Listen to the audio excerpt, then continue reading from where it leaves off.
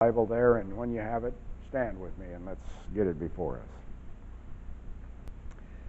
It's the Passover week, and Jesus is with his disciples in Jerusalem, and he takes a moment to speak to them, probably words that were spoken at the Last Supper. Do not let your hearts be troubled. Trust in God, trust also in me. In my Father's house are many rooms. If it were not so, I would have told you. I am going there to prepare a place for you. And if I go and prepare a place for you, I will come back and take you to be with me, that you also may be where I am. You know the way to the place where I am going. Thomas said to him, Lord, we don't know where you're going, so how can we know the way? Jesus answered, I am the way and the truth and the life. No one comes to the Father except through me. Isn't that an interesting... I've heard that all roads lead to Rome, and that God is too big to only participate in one way. But boy, that's pretty clear. Verse 7. If you really knew me, you would know my Father as well. From now on, you do know him and have seen him. Philip said, Lord, show us the Father, and that will be enough for us. Jesus answered, don't you know me, Philip, even after I have been among you such a long time? Anyone who has seen me has seen the Father. How can you say, show us the Father? Don't you believe that I am in the Father and that the Father is in me? The words I say to you are not just my own. Rather, it is the Father living in me who is doing his work. Believe me when I say that I am in the Father and the Father is in me, or at least believe on the evidence of the miracles themselves. I tell you the truth, anyone who has faith in me will do what I have been doing. Wow. He will do even greater things than these, because I am going to the Father. And I will do whatever you ask in my name, so that the Son may bring glory to the Father. You may ask me for anything in my name, and I will do it. Wow. Father, these are big words. We're going to struggle with them, because it's hard for us to think that we could do more or greater things than Jesus did. So help us understand how this works, and guide us by your Spirit in Jesus' name. Amen. You may be seated. I wonder if I really believe that I could do greater things than Jesus did. I wonder if I really believe that I could ask anything in Jesus' name and he would give it to me. You wonder about that? I was at a conference some years ago, and a guy was talking about needing a place as a headquarters for his ministry, and so he and some of his prayer warriors went out and walked around a piece of property, and they prayed that God would give it to them. And they had done that for several days, just walking around the property and praying and believing. And they had a sense that God was going to answer their prayer and give them that piece of property. So they decided, okay, it's good enough. Thank you, Lord. We'll just take it, make it happen. And he said in a matter of a few weeks, that property sold to a corporation, and they couldn't believe it. God, you assured us that property was going to be ours. What happened? And one of the guys that had been on the prayer walk fell away and decided, well, fool with it. God doesn't keep his word, and he assures us of something and then doesn't do it. This verse is not right. God must not be in it. And he said, I went away thinking something was wrong. Either I had gotten my signals wrong or my timing wrong. Something in my understanding was wrong. So he said, I struggled with it for years. So he said we didn't get that property, and I struggled along for ministry headquarters for years. 40 years went by. And one day, I got a call from the clerk of the court, and they said a corporation has gone bankrupt, and we have struggled with what to do with their assets, and there was a writing in there that it should go to your ministry, and so the court has decided to give you this entire property with all of the buildings fully developed and parking lot and landscaping, everything, and it is going to you 40 years after God had assured them that it would be theirs. And they didn't have to invest in buildings, and they didn't have to invest in parking lots and permits and all of those things. I'll have to tell you, it's modified the way I pray. When I ask God for something and He assures me that I'm going to have it, I begin to ask, I wonder if I'm going to live long enough to get it.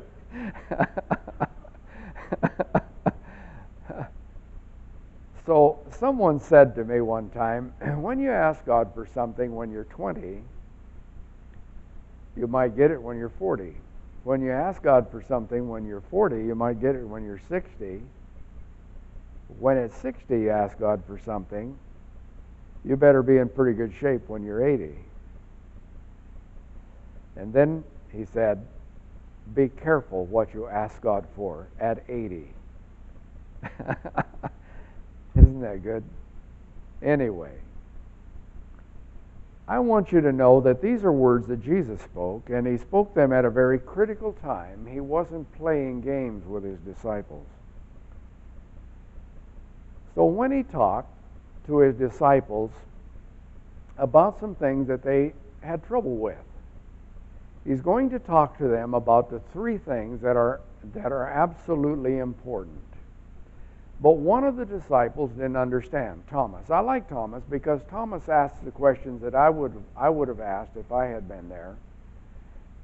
So Thomas asked Jesus, well, how can we know the way? We don't know where you're going, so how can we know the way? Now, the three things that Jesus is going to talk about are things that Jews in Jesus' day struggled with. They're things that Jews struggle with today. Matter of fact, they're things that every culture struggles with and every human heart struggles. Three things. And they're answered very clearly here in what Jesus says. What are they? Well, that's what I'm going to try to tell you today. And it's interesting to me to notice how relevant these things are. You know, it's amazing. I go off to school and I learn a lot of things and everybody tells me how relevant they are. I go to conferences and everybody tells me how important this is and how I need to know this because it'll help me be relevant. You know, there's nothing more relevant than what Jesus says, and He's right on track every single time. So I want you to know that if I can know Him, all of the things that I need fall into place. Here's the first one. The first thing we struggled with has to do with a way. And you and I are looking for instructions. I was looking online at YouTube last night for a while trying to figure out how to get broken pieces of PVC pipe out of the T that the piece broke off out of. And I can't disturb the whole system. I've got to figure out how to get the broken pieces out so I can restore this thing. And you know, there's a trick to it. There's a way. I remember back in Bolivia years ago, my dad was driving, and we were going off to a church that was remote and fairly inaccessible. And Dad had one of our church leaders along with him, and we turned off the road and we drove through tracks for a while, and the tracks ran out. And Dad kept driving. The leader finally asked him, Earl, do you know for sure where you're going? And Dad said, well, I think so. The church is out in this direction somewhere. And the guy said, how do you know that this is the road? Well, Dad said, it doesn't really matter whether I drive here or over there, as long as the Jeep can make it through. What matters is that I can get over there where this church is. And the leader asked him, how do you know that this is the way? I don't remember what the answer was. All I know is that we got there. You know, when you're traveling sometimes, there are some things that help.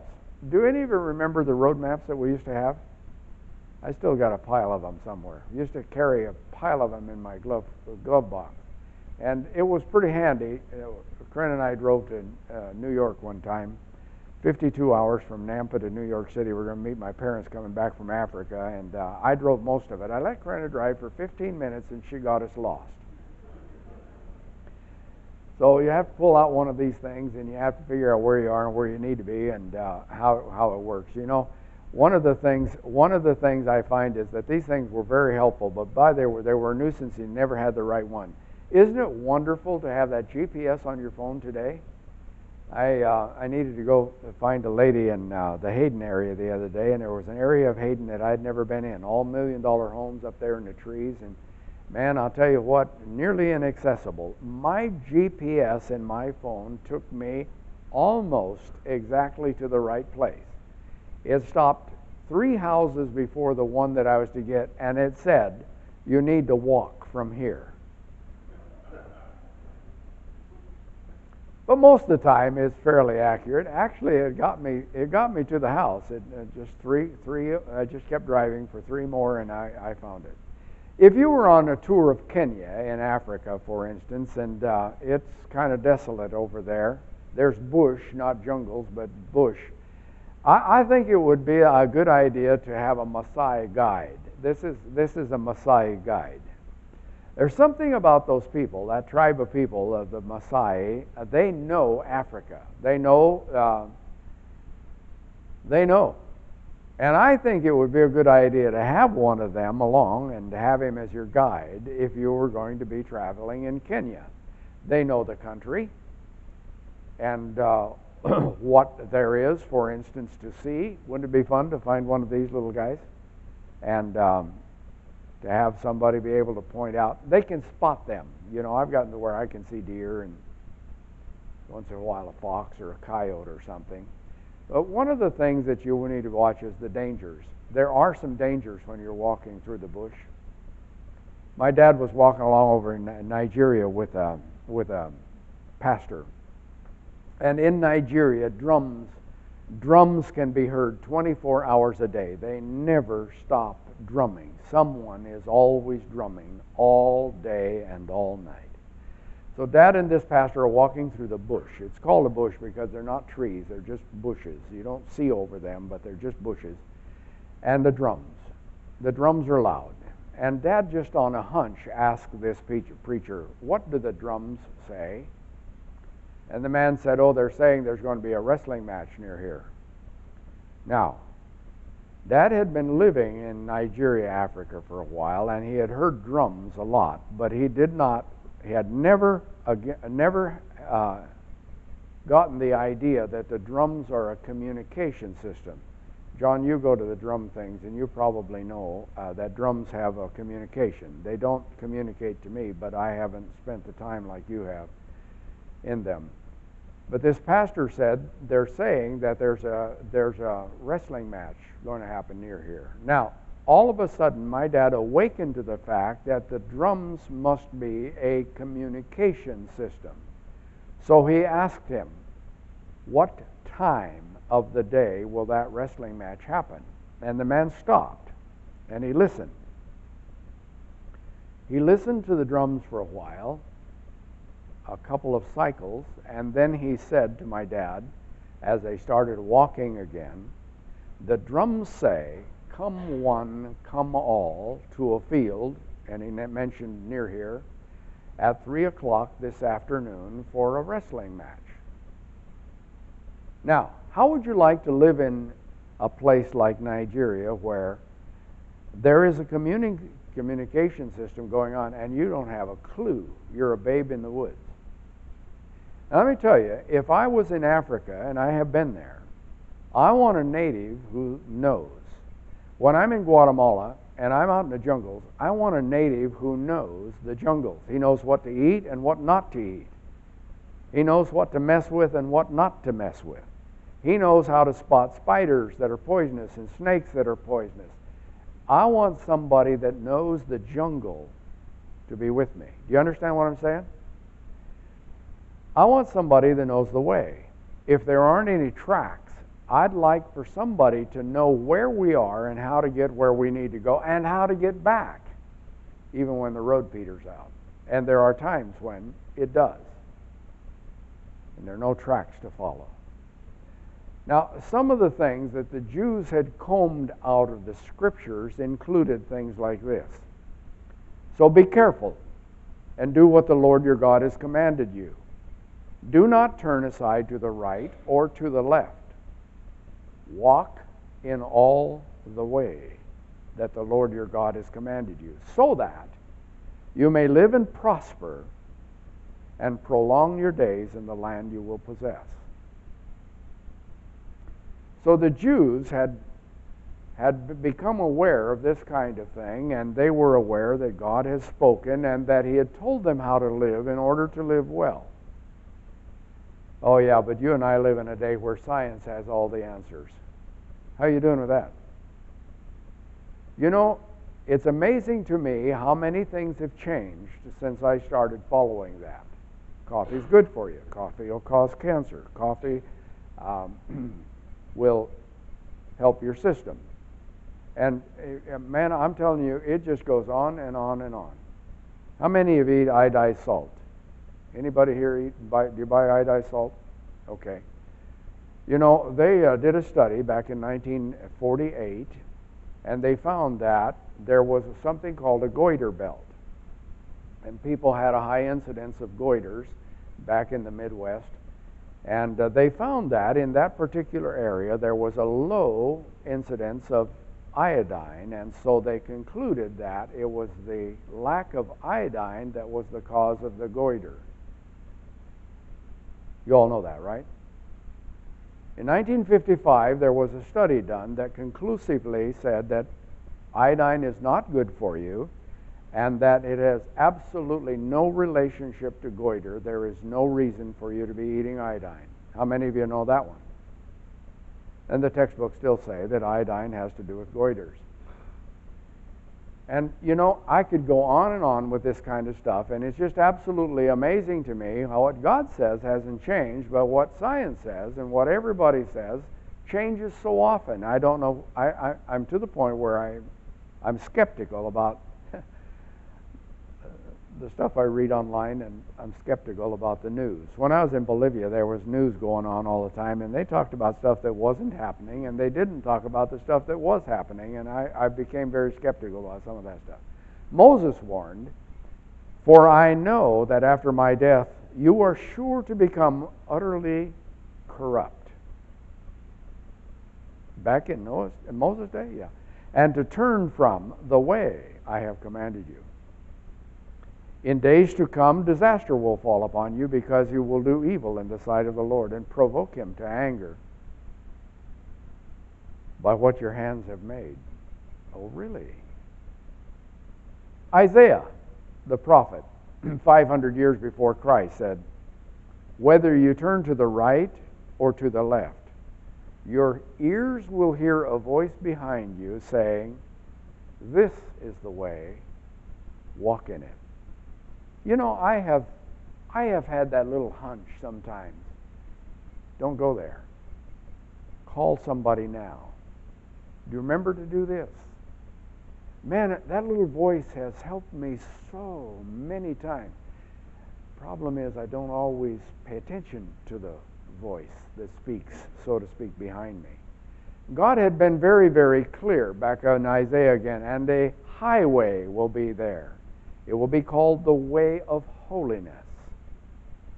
I had a guy call me and ask me, "Why is it preachers don't preach on holiness?" And I say, sometimes they don't even understand it. What do you mean preach on it? And it's frustrating. "The unclean will not journey on it. It will be for those who walk in that way. Wicked fools will not go about on it." Wow, that's something else. Oh, David, the king, the great King David, requested In prayer, he said, teach me your way, O Lord. Lead me in a straight path because of my oppressors. And so this concept of the way is not something new. But you see, Jesus here says that there is a gate, and he says he is the gate. He says that there is a way, and it's always a person. Jesus Christ is the way. I need to know the way. You need to know the way. And it's more than just direction. It's more than just take this highway, it'll get you there. The way involves, first of all, a process. And so we have these words in the Bible about walk. We have words that talk about a journey. We talk about words that involve a destiny. There is a process. So I look in the Old Testament at the Exodus, for instance, and God says they didn't take them straight into the Promised Land because He needed to know what was in their heart. They needed to know what was in their heart. So He took them by a discipling tour down around through the desert where they ran out of water and grumbled, ran out of food and grumbled, found enemies and grumbled, found bitter water and grumbled, and in every one of those cases they were having to learn how to trust God and not just themselves or somebody else's advice. Jesus tells us that He, the person, is the way. It's not a set of directions. The second thing that the Jews and everybody is interested in finding is a trustworthy revelation. You know, if I just had an insight, if I just had knowledge, if I just had truth, if I could get more education, I'm kind of convinced that that doesn't always do it. So Jesus says, I am the truth. Man, in these days where we talk about fake news and all kinds of stuff, and it is really hard to know what the facts are. It is really hard to know what truth is. But let's lean into it. Jesus is the truth for sure. I was reading a little commentary by a colleague of mine that I know has been pastoring, retired like I tried to do, and he's been filling in and speaking in different places, and he said that Christianity is in trouble today. They're at a crisis. And he said we've tried to be relevant and we've tried to be relative so that we can minister to every segment of society and all the changes in culture. And he says the problem is we moved away from truth. Jesus is the truth. And we need to hold Jesus up. Jesus doesn't change. Wow, that's heavy. The psalmist said, teach me your way, O Lord, and I will walk in your truth. Give me an undivided heart that I may fear your name. Or again, I have chosen the way of truth. I have set my heart on your ways, your laws. There's a principle in life that change can't take place without honesty. A few years ago, I had a man called my secretary and asked if he could have an appointment for some counseling. And she said, the pastor will counsel with anyone for one time, 1 hour. He said, well, I need more than that. Well, she said he only schedules 1 hour. And then if he decides that he can help you with more than that, he may schedule more, but he only schedules 1 hour. Well, he said, okay, I'll take the 1 hour. He came. It was an interesting session. He told me a number of things. One of the things that he was trying to tell me, and I was listening really carefully, was that his wife was the problem. And as he talked to me about his problems and his situation in his marriage and how his wife was the problem, he told me that she had been molested when she was little. I heard that. And after I had listened and listened and listened, and he'd used up an awful lot of the hour that I had committed myself to, I said to him, sir, I was going to ask you a couple of questions, but you already answered one of them. You mentioned that your wife had been molested when she was young. And let me just ask you a personal question. Did you and your wife have sex before you were married? And this man looked at me like, what business is that of yours? And I watched him. I watched his body language, I watched him fidget, and I watched him decide whether or not he was going to stay with me for the whole hour. And I watched the moment a decision was made to be honest with me. You know, that's really important. If a person isn't going to be honest with you, then it's all over. Do you understand what I'm saying? So I saw him make a decision, and he looked me in the eye, and he said, yes, we did. And I said, okay, let me tell you what I see. In your wife's view, every man is a dirty old man, and they're out to get what they can get. Whoever it was that molested her represents a whole class of men, and then you're not even trustworthy, and you're the man that made a commitment to her for life, but you're just a dirty old man too. I said, you know what I think you need to do is go ask your wife to forgive you, and you need to make a commitment to be a godly man. You need to live in a way that she can trust you. And he looked at me and said, that won't work. And I said, it probably won't. We're done. He got up to leave. The hour was up anyway. He said, I've been to lots of counselors in Spokane and Coeur d'Alene. I have never been to anybody that digs as deep as you do. I didn't dig deep. I just asked some honest questions. As he left, he said, I can see why it takes only 1 hour. You're either going to be honest with your real problem or you're not. If we'll be honest, and honesty allows us to come into God's presence, and Jesus is truth. But in His presence, we got to be honest about what we're doing that isn't right, about who we are that isn't right. And I have to tell you, a lot of what needs to happen can only happen in His presence. Psychology can be helpful, but again, we have to be honest. Religion can be of some value, but again, we have to be honest. It starts with truth and being honest in the presence of the one who is truth. So I read in my Bible that Jesus is called Logos, translated the word. It's the objective truth. It's truth that doesn't change. There is another word, but this is what Jesus is called. And when I come to Jesus and I find He is precise communication about who God is.